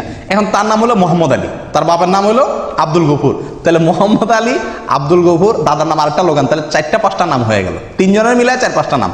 আর ভাগ্য ভালো, এর বাবার নাম আব্দুল গফুর, এর বাবার নাম যদি হয়তো কি শরবত আলী, তাহলে তার মধ্যে তো আরো 2টা নাম হইতো, ঠিকই না? তো এগুলো মানে এক ধরনের ভুল। নাম যে কোনো একটা নাম রাখা উচিত। এক্ষেত্রে একটা কালচার আমাদের সমাজে যেভাবেই হোক ঢুকে গেছে শিয়াদের প্রভাবের কারণে। এককালে হয়তো আমাদের দেশের নামগুলো রাখার ক্ষেত্রে শিয়াদের একটা ভূমিকা ছিল, তাদের কাছ থেকে হয়তো দিন শিখছে, আফগান থেকে বা মোগল আমলে শিয়াদের একটা প্রভাব ছিল। আমাদের দেশে বেশিরভাগ নামের সঙ্গে আপনার নামের শেষে আপনারা দেখবেন হয় আলী, নয় হাসান, নয় হোসেন। খেয়াল করছেন আপনারা? এখানে যদি এখন যাচাই করি আমরা, তো আমার মনে হয় শতকরা 30 জন মানুষের নামের শেষে হয় হাসান আছে, নয় হোসেন আছে, আর না হয় আলী আছে। ঠিকই না ভাই? হাসান হোসেন আলী থাকাতে তো সমস্যা নাই। সমস্যা যেখানে সেটা হলো অন্য কোনো সাহাবীর নাম তো আর রাখেন না, শুধু এই 3 জনের নাম রাখেন কেন? এটা তো শিয়াদের চিন্তা। শিয়ারা এই 3 জনকে শুধু মুসলমান মনে করে, অন্য সব কাফের সাহাবীদেরকে কি মনে করে? কাফের মনে করে। নাউজুবিল্লাহ। তো আপনি শুধু 3 জনেরটাকে রাখবেন আর কারোরটা রাখবেন না, এটা তো বোঝা যায় যে তাদের যে শত্রুতার কালচার শিয়াদের, সেটা আপনার ভেতরে আছে, আল্লাহ মাফ করে। এটা একটা ভুল। অতএব আপনি যদি মহব্বত করে সাহাবীর নামকে রাখতে চান, তো নামের ক্ষেত্রে তো ওই যে আল্লাহর নাম শুরুতে আব্দুল লাগায় রাখা, এটা এই ক্লাসের নাম। 2 নম্বর হলো নবীদের নাম, 3 নম্বর হলো সাহাবীদের নাম। যে কোনো সাহাবীর নাম আপনি কি করেন? রাখেন, সুন্দর। আলী রাখেন, ওমর রাখেন, আবু বকর রাখেন, কোনো অসুবিধা নাই। তো এক্ষেত্রে যে কোনো একটা নাম আমরা রাখি, কিন্তু ওই যে সাথে আরো 2-3টা লেজুর যুক্ত করে দিই, এবং শেষে আলী, হাসান, হোসাইন, কামরুল হাসান, দেলোয়ার হোসাইন, হ্যাঁ, তারপরে শরবত আলী, আব্দুল আলী। আর অর্থের দিক থেকে অনেক সমস্যাও আছে। অনেক নামের মধ্যে অর্থের দিক থেকে কি আছে? সমস্যাও আছে। যেমন রহমত আলী। রহমত আলী মানে কি? আলীর রহমত, আলীর করুণা। এ তো শিয়ারা আলী আল্লাহকে আল্লাহর জায়গা দেয়, এই জন্য আল্লাহর আলীর রহমতে তারা সন্তান পাইছে, দেখে সন্তানের নাম রাখে আলীর রহমতে সন্তান পাইছি। আমরা তো এটা বলতে পারি না। হ্যাঁ, আল্লাহ সুবহানাহু ওয়া তাআলার গুণবাচক নামের ভিতরে একটা হলো আলী। আপনি সেই দৃষ্টিকোণ থেকে রাখলে সেটা ঠিক আছে, কিন্তু মানুষ আসলে বুঝেও না কি রাখে, এটা একটা সমস্যা। আরেকটা সমস্যা হলো যেটা উনি বলছেন, ওমর ফারুক। এখানে ফারুক এটা হলো ওমর রাদিয়াল্লাহু তাআলার একটা কি? একটা উপাধি। এটা শুধু ওনার জন্য খাস। আপনি ওমর ফারুক কোনো ইয়ের জন্য, আপনার সন্তানের জন্য রাখলে সেটা কি হলো না? এটা খাটলো না। আপনি যদি রাখতে চান ওমর রাদিয়াল্লাহু মহব্বত করে, তো আপনি ওমর রাখেন, কিন্তু ওনার উপাধি আপনার সন্তানের জন্য আপনি জুড়ে দিবেন, এটা সঠিক না। ঠিক একইভাবে আবু বকর সিদ্দিক নাম বেশিরভাগ মানুষ এভাবে রাখে না। ওসমান গনি, ওসমান গনি এভাবে রাখে। তো এরকম আরো বহু সাহাবী আছেন, আবু আইয়ুব আনসারি, এভাবে যুক্ত করে সাহাবীদের নামের সঙ্গে তাদের যে আলাদা পরিচয় আছে ওইটাও আবার যুক্ত করে। ভাই, কারোর পরিচয় কেউ কি করতে পারে না? গ্রহণ করতে পারে না। ওইটাকে আলাদা নাম হিসাবে নেন, ঠিক আছে। আপনি কথার কথা, মরহুম শেখ মুজিবকে আপনি খুব মহব্বত করেন, আছে না অনেক লোক যে শেখ মুজিবকে মহব্বত করেন দেখে তার নামে সন্তানের কি করেন? নামকরণ করেন। তো মরহুম শেখ মুজিবকে মহব্বত করে আপনি ছেলের নাম যদি মুজিবুর রহমান রাখেন, আপনারা কেউ বাধা দিবে? কিন্তু আপনি যদি ছেলের নাম রাখেন বঙ্গবন্ধু মুজিবুর রহমান, তাহলে মানুষ আসবে না? এটা তো খাটলো না। বঙ্গবন্ধু তো ওনার টাইটেল, এটা তো আর কারোর জন্য আসবে না, নামটা সবার জন্য আসতে পারে। ঠিক একইভাবে আরো যে সমস্ত রাজনৈতিক নেতা আছেন, অন্যান্যরা আছেন, সব ক্ষেত্রে প্রযোজ্য হবে, ঠিক না? ঠিক। অতএব এগুলো একটা ভুল। যাই হোক, সুন্দর, অর্থবহ, অর্থের দিক থেকে কোনো খারাপ কিছু নাই এরকম নাম রাখা সবচেয়ে বেস্ট। আল্লাহর নামকে জুড়ে রাখা। 2 নবীদের নাম রাখা, 3 সাহাবীদের নাম রাখা। আফসোসের বিষয়, এই 3 শ্রেণীর কোনোটার ব্যাপারে আগ্রহ নাই। আমাদের কাছে যত মানুষ নাম চাইতে আসে, বেশিরভাগ মানুষ বলে আনকমন নাম দেন, 2 অক্ষরের নাম দেন। ওই যে টালটু বল্টু যেগুলো শুনে নাই কোনোদিন, এরকম নাম চায়, যে নাম কোথাও নাই আশপাশে, এরকম নাম চায়। একটা লোক বড় না, সবচেয়ে সুন্দর অর্থবহ নাম দেন আমাকে। আল্লাহ যেন আমাদেরকে তৌফিক দান করেন আমলের। সময় তো ভাইরা, নামের আমল চলে গেল 7 নম্বর। 8 নম্বর আমল আকিকা করা। কি করা? আকিকা করা। শিশুর জন্মের পরে আকিকা, এটি গুরুত্বপূর্ণ একটি আমল। আকিকা সর্বোচ্চ সুন্নত, এর উপরে না। ফরজ ওয়াজিব অবশ্যই না। এটার সর্বোচ্চ গুরুত্ব হলো কি পর্যন্ত? সুন্নত পর্যন্ত। অনেকে মুবাহ বলছে, অর্থাৎ জায়েজ। যাই হোক, আকিকা শব্দের অর্থ হলো কাটা। আক্কা ইয়াউক্ক শব্দের অর্থ কি? কাটা। তো আকিকারে কাটা কেন বলা হয়? কারণ ওই দিন ছাগল জবা হয়, কাটা হয়। অথবা কেউ কেউ বলছেন যে ওই দিন বাচ্চার চুল কাটা হয়, সেজন্য ওই দিনের জবাইয়ের নামও হয়ে গেছে কি? কাটার জবাই, অর্থাৎ কাটার দিনের জবাই, জন্য নামই হয়ে গেছে আকিকা, মানে কাটা। আচ্ছা, আকিকা সম্পর্কে নবী সাল্লাল্লাহু আলাইহি সাল্লাম থেকে অনেক হাদিস পাওয়া যায়, বহু হাদিস পাওয়া যায়। তার সবগুলো তো আমরা বলতে পারবো না। এর ভিতরে একটা হলো আব্দুল্লাহ ইবনে আব্বাস রাদিয়াল্লাহু তাআলা আনহু থেকে বর্ণিত, সুনানে নাসাইর ভিতরে আসছে। তিনি বলেন, নবী সাল্লাল্লাহু আলাইহি সাল্লাম তার নাতি হাসান এবং হোসেন রাদিয়াল্লাহু তাআলা আনহুমার জন্মের পরে তিনি 2টি করে মেষ জবাই করেছিলেন। কে? নবী সাল্লাল্লাহু আলাইহি সাল্লাম। এবং তিনি নির্দেশ করেছেন। ইবনে মাজাহ এর হাদিসে আসছে, আয়েশা রাদিয়াল্লাহু তাআলা বলেন, আমারানা রাসূলুল্লাহ সাল্লাল্লাহু আলাইহি ওয়াসাল্লাম, আমাদেরকে নবী সাল্লাল্লাহু আলাইহি ওয়াসাল্লাম নির্দেশ করেছেন আন নাউক আনিল গোলামে শাতাইনে, যে ছেলে হলে যেন দুইটা ছাগল আমরা আকিকা হিসাবে জবাই করি, ও আনিল জারিয়াতে শাত, আর মেয়ে হলে একটা ছাগল যেন জবাই করি। তাহলে এই হাদিসগুলো দ্বারা বোঝা গেল যে আকিকা করা নবী সাল্লাল্লাহু আলাইহি ওয়াসাল্লামের একটি আমল, সুন্নাত। তাহলে এটা আমরা করার চেষ্টা করবো ইনশাআল্লাহ বিইذনিল্লাহ। আকিকার ক্ষেত্রে প্রথম কথা হলো আকিকার সময়সীমা। কোন সময় করতে হবে? 7 নম্বর দিনে। 7 নম্বর দিন কোনটা? অনেকে ভুল বুঝেন। সন্তান জন্ম হয়েছে যেদিন, ওই দিনের পরে 7 দিন পরে না। অনেকে জন্ম হওয়ার পরে 7 দিন পরে করে, 7 দিন পরে না, 6 দিন পরে, 7 নম্বর দিনে।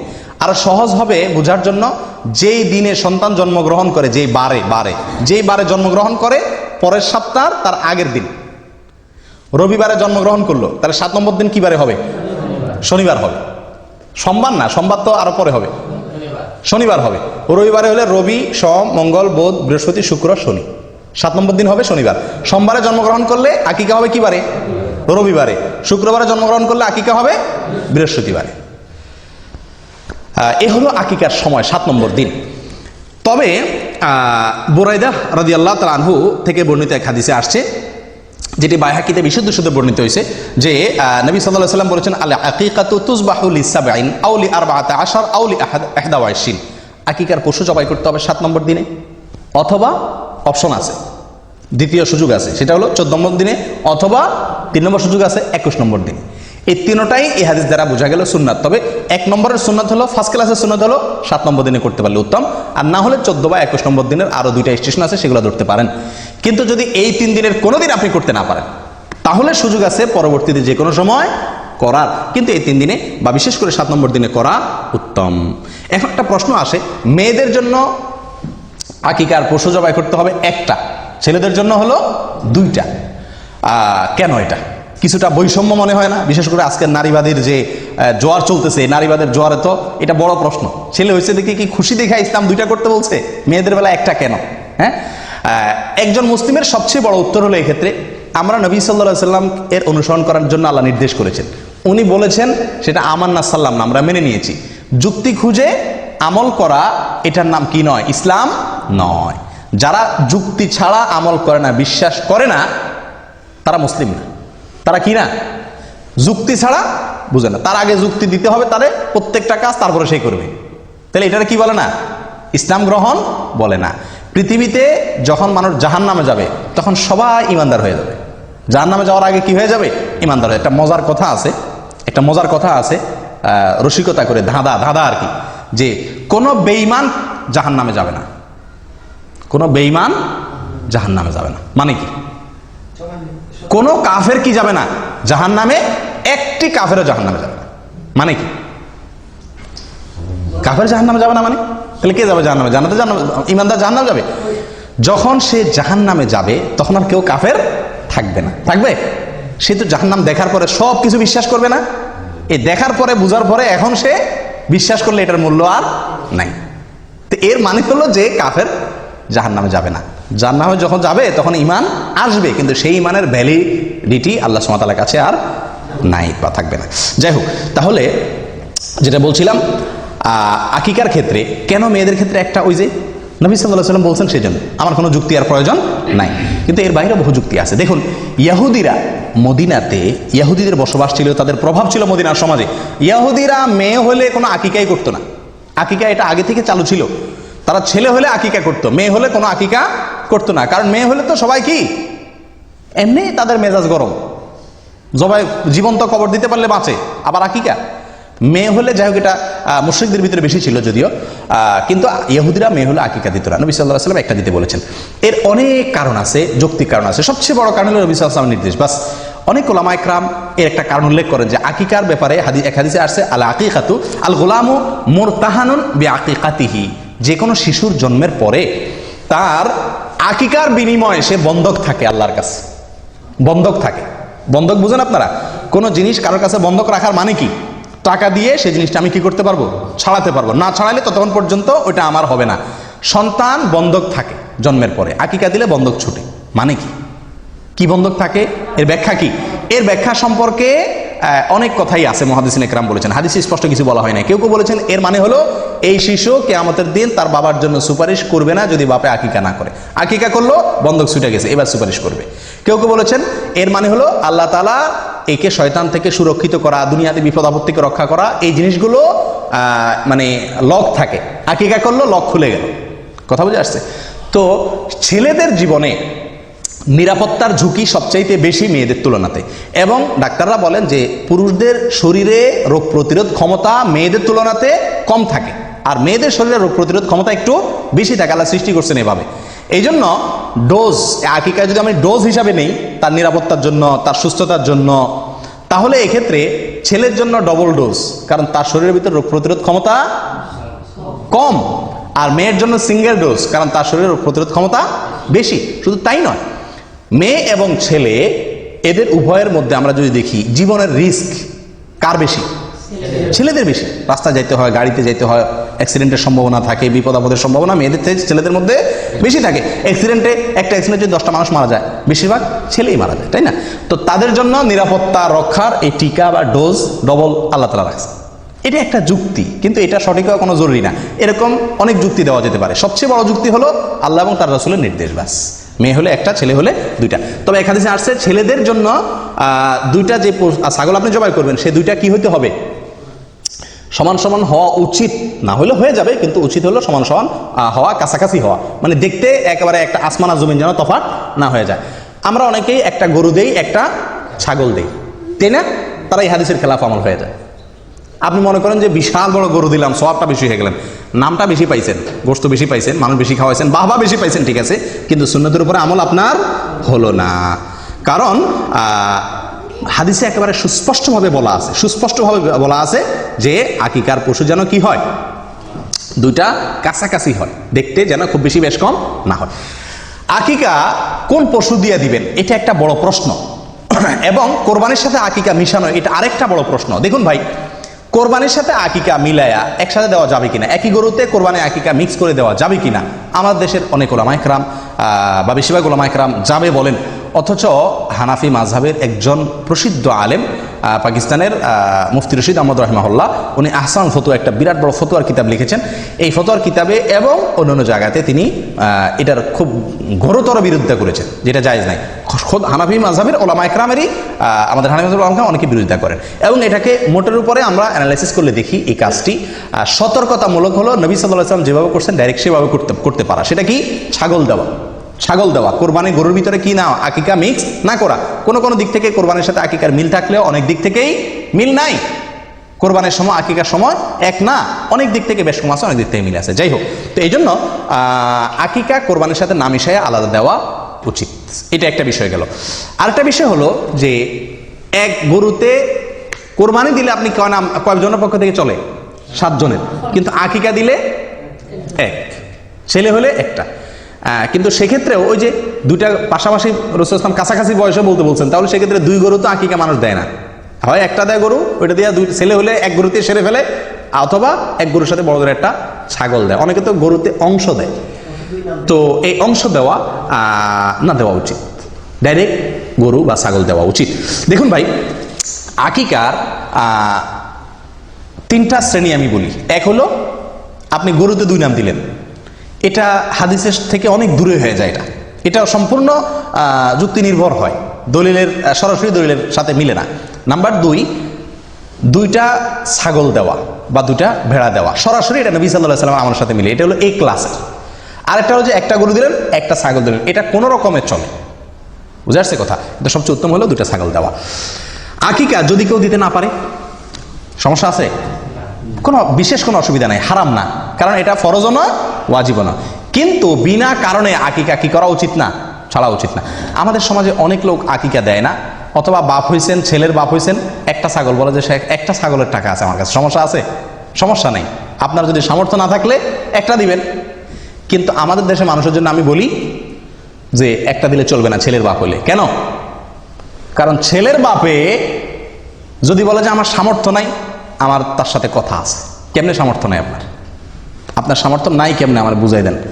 একজন বাপ সন্তান জন্মের পরে কমের পক্ষে 10 কেজি মিষ্টি কিনা লাগে আমাদের দেশে, লাগে কি লাগে না? হাসপাতালের ডাক্তার, আয়া, দারোয়ান, বাড়ি, শ্বশুর বাড়ি, বন্ধু বান্ধব, আশপাশের প্রতিবেশী দিতে দিতে মিনিমাম 10 কেজি লাগে, আপনার মিষ্টি লাগে। ঢাকা শহরে যদি আপনি মিষ্টি কিনতে যান 400 টাকা মিষ্টির কেজি। 10 কেজি মিষ্টির দাম কত হয়? 4000 টাকা। 4000 টাকা মোটামুটি একটা ছাগল পাওয়া যাবে কি যাবে না? তো আপনি যদি বলেন যে একটা ছাগলের টাকা আছে আমার কাছে, আমি বলবো আরেকটা ছাগলের টাকা আমি বাইর করে দিচ্ছি। আপনার মিষ্টি খাওয়াইতে বলছে কি? এটা আরেক ভুল। সন্তান জন্মগ্রহণ করার পরে আমরাও ভুল করি, যারা খাওয়াইয়া পাঠি তারাও ভুল করি, আর যে খাওয়ায় সেও ভুল করে। আমরা সন্তান হইলে বা কিছু হইলে বলি কি ভাই মিষ্টি খাওয়া। আশ্চর্য, শরীয়ত আপনারা বলছে গোশত খাওয়ার অধিকার দিচ্ছে, আপনি গোশত না চাইবেন, আপনি চাইবেন লাহাম, আপনি চান মিষ্টি। এটা বোকামি না? আর যে খাওয়ায় সেও ভুল করে, কারণ সে মিষ্টি খাওয়ালে তো আর আকিকা মাফ নাই। এদিকে মিষ্টি কিনে আবার এদিকে আকিকা কিনে, ডবল খরচ না? আপনার কাছে কেউ মিষ্টি চাইলে আপনি তারা হাইকোর্ট দেখাই দেন, বলে দেন যে আকিকার দিন আইসেন। আকিকার দাওয়াতে মানুষ ভয়ে সাধারণত আসতে চায় না, অতএব আপনার মিষ্টির টাকা বেঁচে যাবে। তো যাই হোক, এই মিষ্টি কিনতে গিয়া সুন্নতের উপর আমল করা অনেক সময় কঠিন হয়ে যায়, এটা ঠিক না, এটা একটা ভুল প্রবণতা। আল্লাহ আমাদেরকে সঠিকটা করার তৌফিক দান করেন। প্রিয় ভাইরা, আকিকার পশু আপনি যখন জবাই করবেন, আকিকার পশু জবাই করবেন, তখন কি দোয়া পড়বেন? বিসমিল্লাহি আল্লাহু আকবার, বিসমিল্লাহি আল্লাহু আকবার, আল্লাহুম্মা লাক ওয়া ইলাইক, আল্লাহুম্মা লাক ওয়া ইলাইক, হাযিহি আকিকাতু, এরপরে বাচ্চার নাম বলবেন, হাযিহি আকিকাতু ফুলান ইবনে ফুলান, হাজি আকিকাতু আব্দুল্লাহ ইবনে অমুক, হাজি আকিকাতু অমুক ইবনে অমুক। বাংলাও বলতে পারেন বিসমিল্লাহ আল্লাহু আকবার, আল্লাহ এটা আপনার উদ্দেশ্যে করছি, আপনার জন্য, এবং আপনার দিকে এটা প্রত্যাবর্তিত, এই পশু যেটা জবাই করতেছি, এবং এই পশুটা আমার অমুক ছেলের অমুকের, অমুকের ছেলে অমুকের পক্ষতে এটা কি দিলাম, আকিকা করলাম। দোয়া না পড়লেও আকিকা হয়ে যাবে, কিন্তু পড়া সুন্নাত। এটা নবী সাল্লাল্লাহু আলাইহি ওয়াসাল্লামের আমল, যেহেতু বাইহাকিতে বর্ণিত হয়েছে, অতএব এটা আমল করা ভালো। আকিকার গোশত বাপ মা খাইতে পারবে কি পারবে না? পারবে। আমাদের দেশে অনেক বাপ মা খায় না, আকিকার গোশত বাপ মা খাইতে পারবে না। বাপ মা তো আরো বেশি করে খাবে, এত কষ্ট করে সন্তান জন্ম দিছে, তোমরা সবাই মিলে খাইবা, বেচারা কষ্ট না করে তোমরা খাইবা, বেচারা এত কষ্ট করে সন্তান জন্ম দিছে, তো তার বেশি খাবে, ঠিক না? অনেকে খায় না, এটা ভুল প্রবণতা। অনেকের মধ্যে একটা প্রবণতা আছে, খুব বাজে প্রবণতা, এটা খুব কম জায়গায় আছে যদিও, জাহিলি যুগে ছিল, এত মারাত্মক না, জাহিলি যুগের চাইতে আরো বেশি জাহিলি যুগ। সেটা হলো যে আকিকার পশুর রক্ত কোনো কোনো এলাকাতে শিশুরে খাওয়ায়, বলে যে রোগ বালাই ভালো হবে। মূর্খতা কোথায় চলে গেছে? আল্লাহ সুবহানাহু ওয়া তাআলা কোরআনে স্পষ্ট বলেছেন, হুররিমাত আলাইকুমুল মাইতাতু ওয়াদ দামু, আল্লাহ তাআলা রক্তকে হারাম করেছেন। তাহলে সেখানে শিশুরা আপনি খাওয়াচ্ছেন, এবং রক্তের ভিতরে এই যে প্রবাহমান রক্ত যেটা রক্ত থেকে বের হয়ে আসে, এটা মানুষের শরীরের জন্য বিষের মতো ক্ষতিকর, ভয়াবহ ক্ষতিকর জিনিস। কেন আল্লাহ তাআলা জবাই করে রক্ত বের করে দিয়ে বলছেন? ডাক্তাররা বলেন, চিকিৎসা বিজ্ঞানীরা বলেন, কারণ কোনো পশু যদি জবাই করা ছাড়া এমনি মাইরা খান আপনি, এই রক্ত এগুলা তো বের হলো না, এই গোশত স্বাস্থ্যের জন্য ভয়াবহ রকমের ক্ষতি করে। এই জন্য তো জবাই নির্দেশ করছে শরীয়ত, যাতে রক্তগুলো বের হয়ে যায়। আর সে রক্ত নিয়ে কারা খাওয়াচ্ছে? শিশুদের খাওয়াচ্ছে। আমি কোরবানির সময় বহু দেখছি যে কোরবানি জবাই করার সময় ওই কাপ নিয়ে আসা ধরে রাখে, রক্ত ধরে নেয়, এবার শিশুদের খাওয়ায়। এই মূর্খতা আমি নিজের চোখে দেখেছি বহুত। আল্লাহ তাআলা আমাদেরকে হেদায়েত দান করেন। জবাই 7 নম্বর দিনে করা সুন্নাত। অনুষ্ঠান বা গোশত খাওয়া আপনি অন্য কোনো দিন করতে পারেন। দেখা যাচ্ছে যে শুক্রবার ছাড়া অনুষ্ঠান করা হয় না, তো অনুষ্ঠানটা আপনি অন্যদিন করেন, কিন্তু জবাইটা কোন দিন করতে হবে? 7 নম্বর দিনে করতে হবে। আকিকার এক জায়গাতে আপনি প্রবাসে আছেন, দেশে বাচ্চা হয়েছে, তো এখানে আপনি কি দিতে পারেন? আকিকা দিতে পারবেন। আবার বাচ্চা হাসপাতালে আছে, 7 নম্বর দিন এসে গেছে, আকিকা আপনি বাসায় দিতে পারেন। বাচ্চা নানা বাড়ি আছে, আকিকা দাদার বাড়ি দিতে পারেন, কোনো অসুবিধা নাই। বাচ্চা কোথাও আছে দেখার দরকার নাই, যে কোনো জায়গায় দিলেই হলো। 2টা ছাগল দিবেন, ছেলে হয়েছে, দেশে একটা দিলেন, এখানে আরেকটা দিলেন, অসুবিধা নেই, চলবে। আমাদেরও খাওয়ার ব্যবস্থা রাখলেন, শুধু দেশেই সব খাওয়াইলেন না। আকিকার অনুষ্ঠান শেষ, আকিকার ঘরে শেষ কথা, আকিকার অনুষ্ঠান। কি অনুষ্ঠান রে ভাই? আকিকার অনুষ্ঠান। আকিকার অনুষ্ঠান আমাদের দেশে এটা একটা জুলুমের অনুষ্ঠান হয়ে গেছে। আকিকার অনুষ্ঠান করাতে দোষের কিছু না, কিন্তু আকিকার অনুষ্ঠানে যে চাঁদাবাজি হয়, এটা অত্যন্ত নিকৃষ্টতম একটা কাজ। আপনি বলবেন মানুষ খুশি হয়ে দেয়, আমি বলবো না। খুশি হয়ে 100 জন অতিথি থাকলে তার ভিতরে 20 জন হয়তো মন থেকে খুশি হয়ে দিচ্ছে, বা 30 জন দিচ্ছে, বা 50 জন দিচ্ছে। একটি লোক যদি নাখোশ হয়ে আপনার সিস্টেমের কারণে দিতে বাধ্য হয়, লজ্জায় পড়ে দেয়, তাহলে আপনি তার গুনাহগার।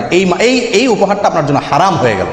নবী সাল্লাল্লাহু আলাইহি ওয়াসাল্লাম বলেছেন, লা ইয়াহিল্লু মালু ইমরিইন মুসলিমিন ইল্লা বিতিবি নাফসিহি, কোন মুসলমানের মাল তার সন্তুষ্ট চিত্তে না হলে, মন থেকে সে খুশি হয়ে না দিলে, বাধ্য হয়ে দিলে, এটা জায়েজ নেই, হারাম। এটা হলো চাঁদা। এটা হলো কি? চাঁদা। আমি বলি মাস্তানরা যে চাঁদাবাজি করে আমাদের দেশে, মাস্তানরা যে চাঁদাবাজি করে, ওইটা আর এই বিয়ের উপহার আর আকিকার উপহার, এই 2 চাঁদা, এটারও আমি চাঁদাবাজি বলি। এই চাঁদা আর মাস্তানের চাঁদা, এই 2টার ভিতরে পার্থক্য একটা, মূল জিনিস একই। পার্থক্য কি? পার্থক্য হলো মাস্তানে চাঁদাবাজি করার সময় কিছু খাওয়াইটা হয় না, ডাইরেক্ট চাঁদাটা নিয়ে নেয়। আর আকিকার অনুষ্ঠান, বিয়ের অনুষ্ঠানে এক থাল খাওয়াইয়া চাঁদাটা নেন। এই হলো দুই চাঁদার ভিতরে পার্থক্য। কিন্তু বেশিরভাগ লোক না হইলেও কিছু লোক হইলেও নাখোশ হয়ে যায়। বিশেষ করে এই অনুষ্ঠানগুলোতে একান্ত কাছের বাচ্চার, খুব কাছের লোক, ফুফু ভাই, এরা হয়তো একটা চেইন দিল, একটা আংটি দিল, বা একটা কিছু দিল, নগদ টাকা দিল, অসুবিধা নেই। কিন্তু অন্যান্য অনেক লোক আছে যারা আকিকার অনুষ্ঠানে খালি হাতে যাইতে পারে না। এই দেশে এই কালচারটা নেই। আমাদের মোহাম্মদ আলী গত শুক্রবারে আকিকার এক দাওয়াত পাইছে, তো আমারে বলে শেখ এরাবিয়ানদের দাওয়াত, তো আমারে বলে সে কি নিয়ে যাবো। আমি বললাম যে এখানে তো নেওয়ার সিস্টেম নাই, নিলে তুমি বেকুব হইবা, সবার সামনে শরম পাইতে হবে, কেউ নিবে না, তুমি একলা নিবা। সে আমার কথা শুনে নাই, না শুনে ওই সাবিল থেকে বাচ্চার জন্য গিফট কিনে নিয়ে গেছে। বুদ্ধিমানের কাম করছে, গাঁয়েত রাখছে আগে, নিয়ে আগে বেজ্জত হয় না, যায় দেখে কেউ কিছু আনে নেই, তখন সে একলা নিলে বেকুব হবে না, আর আনে নেই। তো এই দেশে এই সিস্টেমটা নেই। দাওয়াত দিচ্ছেন, খেয়ে চলে যাবে। আপনি দাওয়াত দিয়া টেবিল আর চেয়ার নিয়ে বসা, আমি বলি আকিকা বিয়ের অনুষ্ঠানে যে গেটে টেবিল চেয়ার নিয়ে বসে না, এটা একদম মাস্তানের চাঁদাবাজির সাথে মিল আছে, আর হলো ভিক্ষুকের ভিক্ষার সাথে মিল আছে। পার্থক্য হলে এতটুকু, ভিক্ষুকে ভাঙা থাল নিয়ে ভিক্ষা করে, আর আপনি টেবিল আর চেয়ার নিয়ে ভিক্ষা করেন, এই হলো পার্থক্য। ভিক্ষুক ভিক্ষার সময় ভাঙা থাল নিয়ে বসে, আপনি টেবিল আর চেয়ার নিয়ে বসলেন। নিকৃষ্ট একটা কালচার হয়ে গেছে আমাদের দেশে, এগুলো বাধ্য হয়ে মানুষ, এটা সিস্টেম হয়ে গেছে। কেউ যদি বাচ্চাকে খুশি হয়ে কিছু দিতে চায়, ওপেন, আগে পরে কত সময় সে দিতে পারে। এই সময়টাতে আমি গেটে খাতা কলম নিয়ে বসা মানে কি, তুমি না দিয়া ঢুকলে চিহ্নিত হয়ে যাবে, কি দিছো সেটা আবার লেখা হবে। এগুলো একরকম মানুষকে বাধ্যবাধকতায় ফেলে দেওয়া, যেটা উচিত না, আল্লাহ তাআলা মাফ করেন। আকিকার দিনে যে কাজগুলো করা দরকার বা যে আমলগুলোর কথা আমরা বলছি একজন শিশুর জন্মের পরে, সেগুলো তো আমরা করি না, করি হলো কুকাম। বিশেষ করে ঢাকা শহরে, এখন ঢাকা না সব জায়গাতেই, ম্যাক্সিমাম জায়গাতেই আকিকার যে অনুষ্ঠান করে, আল্লাহ মাফ করুক, রীতিমতো ক্যালকুলেশন করে তো হিসাব বাইর করে, কত খরচ হবে, কত লোক দাওয়াত দেবে, কি গিফট আসতে পারে, কত টাকা আমাদের প্রফিট থাকতে পারে, হিসাব নিকাশ হয়। এটা তো একটা আছেই। আরেকটা অনাচার যেটা বিয়ের ভিতরে হয়, সেটা হলো ব্যান্ড পার্টি এনে অথবা লম্বা লম্বা বড় বড় ওই যে আপনার সাউন্ড বক্স আনায়া ধুম ধাড়াক্কা গান চালায় দেয়। আপনারা লক্ষ্য করছেন এটা? কারোর বাচ্চারা আকিকা মানে সেখানে আশপাশে সবার ঘুম হারাম। এটা কি সুন্নতের উপর আমল হলো না তামাশা হলো? এই বাচ্চার উপরে তো আল্লাহর গজব নাজিল হবে রহমতের জায়গায়, যে বাচ্চার আকিকা উপলক্ষে পুরো এলাকা মানুষের ঘুম হারাম। আমি নিজে গতবার ছুটিতে গেছি দেশে, রাত 12টা 1টা বাজে হঠাৎ করে দেখি ধুম ধাড়াক্কা শুরু হয়ে গেছে। 12টার দিকে গভীর ঘুম ভেঙে গেছে। কি ব্যাপার? বিশাল সাউন্ড দিয়ে গান। আমি নেমে বের হলাম, আমার ওয়াইফ বলে যে যাইও না, এত রাত্রে ঢাকা শহরে মানুষ বাসাতে পারে না। কি বলো, এই এলাকায় কোনো মানুষজন বসবাস করে না নাকি? বাইর হয়ে যায়, দেখি যে আকিকার ধুম ধাড়াক্কা গান চলতেছে। বললাম যে ভাই, মাথার বিবেক কোথায় গেছে?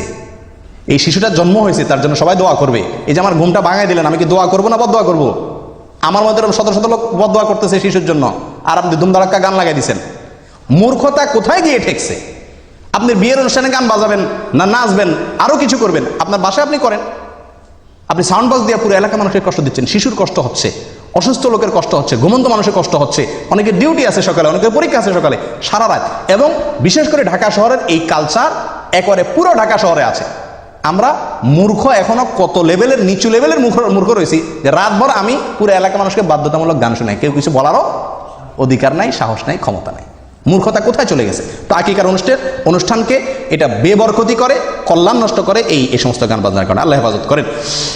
প্রিয় ভাইরা, 9 নম্বর আমল হলো বাচ্চার মাথার চুল কাটা, চাঁচা 7 নম্বর দিনে। এবং চুল চাঁচার পরে আরেকটা আমল আছে, যেটা হয়তো আপনারা অনেকে জীবনে প্রথম শুনছেন। সেটা হলো চুল চাঁচার পরে চুলের ওজন পরিমাণ রূপা আল্লাহর রাস্তায় দান করা। চুলের ওজন পরিমাণ রূপা আল্লাহর রাস্তায় দান করা। কয়জনে করছেন হাত তোলেন? 2 জন করছেন, মাশাআল্লাহ। আর কেউ করেননি? আলহামদুলিল্লাহ। আমি 3 সন্তানের সময় করছি। 2 সন্তানের সময় তো দেশে থাকতে আপনার ওই পলিথিনে করে আমি নিয়ে গেছি স্বর্ণের দোকানে যায়, কারণ স্বর্ণের দোকান ছাড়া তার এত অল্প চুল মাপার মতো কি নাই, বাটখারা কারোর কাছে এত ছোট নাই, তো তাদের কাছে মাপাইয়া তখন 25 টাকা না 35 টাকা এরকম অল্প কিছু হয়েছে দিয়ে দিছি। মনে রাখতে হবে এটা একটা আমল, সুন্নাত। খুঁটিয়ে এই সমস্ত সুন্নতের উপর আমল করা দরকার, কিন্তু আমরা জানি না আমল করবো কোথেকে। আপনি রূপা দেওয়া জরুরি না, রূপার সমান মূল্যে দান করে দিলেন, কিন্তু ওই চুলের উপরে আন্দাজ করে, মাপতে না পারলেও আন্দাজ করে অন্তত দিয়ে দিলেন, এটা করা উচিত। এবং এ সম্পর্কে মুসনাদ আহমদের ভিতরে বিশুদ্ধ সূত্রে বর্ণিত আছে হাদিস, এবং আরো অন্যান্য জায়গাতে মোটামুটি কম বেশ হাদিস আছে। তার ভিতরে একটা হলো আবু রাফি রাদিয়াল্লাহু তাআলা আনহু বলেন, যেটা মুসনাদ আহমদের ভিতরে আসছে, তিনি বলেন যে নবী সাল্লাল্লাহু আলাইহি সাল্লাম যখন হাসানের জন্ম হয়েছিল, তখন এই শিশুর মা ফাতেমা রাদিয়াল্লাহু তাআলা আনহাকে বলেছেন এহলেকির আসা, এ ফাতেমা, এই ছেলের চুল চাষো। ওয়াতাসাদ্দাকি বিওয়াজনি শারিহি ফিদ্দাতান আলাল মাসাকিন, মিসকিনদেরকে এই বাচ্চার চুলের ওজন পরিমাণ রূপা দিয়ে দিও। কে বলছেন? নবী সাল্লাল্লাহু আলাইহি ওয়াসাল্লাম। কাকে বলছেন? ফাতেমা রাদিয়াল্লাহু তাআলা। অথচ এই আমলটা আমরা জানিই না। এটা করার চেষ্টা করবেন তো ইনশাআল্লাহ, আল্লাহ তাআলা তৌফিক দান করুন। 10 নম্বর আমল হলো, এটা আরো বিদায় হয়ে গেছে, এটা আমি নিজেও জানতাম না এবং আমার 3 সন্তান কোনোটা সময় করি নাই। সেটা হলো যে সন্তান জন্মের পরে জাফরানের কালার দিয়ে টাকের মধ্যে একটু লাগিয়ে দেওয়া, মাথা কালার করা হালকা একটু আনন্দের অংশ হিসাবে। এগুলো কোনো জরুরি আমল না, কিন্তু হাদিসে বর্ণিত আছে। হাদিসটা শুনেন, আয়েশা রাদিয়াল্লাহু তাআলা বর্ণনা করছেন এবং এটি সহিহ ইবনে হিব্বানের ভিতরে আছে, এটাও সহিহ সূত্রে বর্ণিত। তিনি বলেন, জাহেলি যুগের মানুষ, আইয়ামে জাহেলিয়াত যুগের মানুষ আকিকার পশুর রক্ত নিয়ে বাচ্চার মাথা চুল চাচার পরে ওটাতে কি করতো? মাখায় দিত। তো রক্ত নাপাক হারাম জিনিস, এটা দিয়ে বাচ্চার শরীর মাখাবে, এটা তো ভালো জিনিস না করো। নবী সাল্লাল্লাহু আলাইহি ওয়াসাল্লাম তখন নির্দেশ করলেন সাহাবীদেরকে, এই যে আলু মাকানাদ দামি খালুকান, তোমরা রক্ত না মাখায়া রং মাখাও। জাফরানের রং হলে সবচেয়ে উত্তম বা বেস্ট। এটা কোনো জরুরি কোনো আমল না, করতে পারলে করলেন, না করতে পারলে নাই। এবং একইভাবে সুনানে আবু দাউদের ভিতরেও এই বিষয়ে হাদিস বর্ণিত আছে, বুরায়দা রাদিয়াল্লাহু তাআলা থেকে একই জিনিস প্রমাণিত হয়। তাহলে 10 নম্বর আমল হলো মাথায় রং দেওয়া, এবং সেটা চুল চাষাটা ছেলে হোক মেয়ে হোক সবার জন্য 7 নম্বর দিনে হলে উত্তম এবং সুন্নাত। 11 নম্বর শেষ আমল, 13টা বলছিলাম না, 13টা না 11টা ভুল বলছি। 11 নম্বর শেষ আমল হলো খাতনা করা। কি করা ভাই? খাতনা মানে মুসলমানি করা। এবং এই মুসলমানিটা 7 নম্বর দিন করা উত্তম। কবে করা উত্তম? 7 নম্বর দিনে। চিন্তা করেন, এত ছোট বাচ্চারা কেমন মুসলমানি করাবে? ছোট থাকতেই মুসলমানি করাতে সুবিধা, ছোট থাকতেই মুসলমানি করতে সুবিধা। আমার ছোট ছেলেটাকে এখানে মুসলমান করছি 7 নম্বর দিনে। মুসলমানি করে ডাক্তার নার্স আইনে আমার কোলে দিল, 1 ফোঁটাও কাঁদে নেই বাচ্চা। পরে একটু হালকা করে কাঁদছে এবং কয়েকদিন ভিতরে শুকায় গেছে, আমরা টেরি পাইনি। কিন্তু বড় ছেলেটাকে মুসলমানি করাইছি, বড় হওয়ার পরে ওইটা মুসলমানি করার সময় মনে হয় হাসপাতাল মনে ভেঙে ফেলবে অবস্থা করে ফেলছে। আর গ্রাম দেশে যদি মুসলমানি করানো হয়, হায় রে হায়, ওরে দৌড়াইয়া ধরতে তো 3 জন লাগে। বেচারা দৌড়াইয়া ধরে আনলেন, এরপরে হাত বাঁধরে, পাও বাঁধরে, একজনের পাও ধরো, একজনের হাত ধরো, একজনের চোখ বাঁধো, এরপরে ছেলের কান্দা, এরপরে ছেলের মার কান্দা, ছেলের বাপের কান্দা, পুরো এলাকা গরম হয়ে যায়, তাই না? কারণ ওই সময় আসলেও কষ্ট হয়। যত বড় হয় তত মুসলমানি করা কষ্ট হয়, যত ছোট থাকতে মুসলমানি করাবেন তত সহজ। 7 নম্বর দিনে করতে পারলে সবচেয়ে ভালো। হাসপাতালে নিয়ে যান, ডাক্তাররা বলেন করে দিবি, একেবারে টেরি পাবে না, সবচেয়ে সহজ। যাই হোক, এইটা 7 নম্বর দিনে করতে হবে এমন কোনো জরুরি না, কিন্তু এটা খুব গুরুত্বপূর্ণ। এই যতগুলো আমল বললাম 11টা, এর ভিতরে সবচাইতে জরুরি আমল হলো এই শেষেরটা, খাতনা করা। এটাকে সুনানুল ফিতরা বলা হয়েছে। এমনকি এই খাতনা মেয়েদেরও করাইতে হয় যদি প্রয়োজন হয়। এই খাতনা হলো লজ্জাস্থানের সামনে যে অতিরিক্ত অংশ চামড়া দলা হয়ে থাকে, এর পেঁচে পেঁচে পেশাব থাকে, নাপাক থাকে, পরে এগুলো অ্যালার্জি হয়, স্বাস্থ্যের জন্য ক্ষতি হয়, নাপাকও থাকে, অনেক সমস্যা হয়, এটাকে কেটে ফেলে দিতে হয়। তো আমাদের দেশে সাধারণত মেয়েদের শারীরিক গঠন সেরকম না, যার কারণে আমাদের এটা প্রয়োজন হয় না, কিন্তু অনেক দেশে প্রয়োজন হয়। শারীরিক গঠনের কারণে খাতনা বাচ্চাদেরও মেয়েদের ক্ষেত্রেও করতে হয়, কিন্তু ছেলে মেয়ে সকলের জন্য এটা বিধিবদ্ধ। তাহলে মোট 11টা আমল আমরা জানলাম। কার জন্য এগুলা? একটা শিশুর জন্মের পরে তার অভিভাবকদের বা আমাদের অন্যদের করণীয়। 11টা আমল আমরা বলি তো বাই সিরিয়াল। 1, প্রথম আমল কি? সবার সময় দোয়া করা, শয়তানের আশ্রয় চেয়ে নেওয়া। নাম্বার 2, ভূমিষ্ঠ হওয়ার পরে আল্লাহর আশ্রয় চাওয়া এবং বদনজর থেকে বাঁচার জন্য দোয়া করা। এটা কোনো নির্দিষ্ট সময় ঠিক করা নাই। 2, 3 নম্বর, সন্তান কোনো বাচ্চার জন্মগ্রহণের সংবাদ শোনার পরে ছেলে মেয়ে হয়েছে কোনটা হয়েছে এটা না জিজ্ঞেস করে আগে আলহামদুলিল্লাহ রাব্বিল আলামিন বলে আল্লাহ শুকরিয়া আদায় করা। 4 নম্বর আমল বলেন, আপনারা কি শুনছেন? আকিকা বহুত পরে আজান দেওয়া, বাচ্চার কানে আজান দেওয়া 4 নম্বর। 5 নম্বর হলো তাহনিক করা, তাহনিক, খেজুরের রস তার মুখে দেওয়া 5 নম্বর। 6 নম্বর আমল বলেন।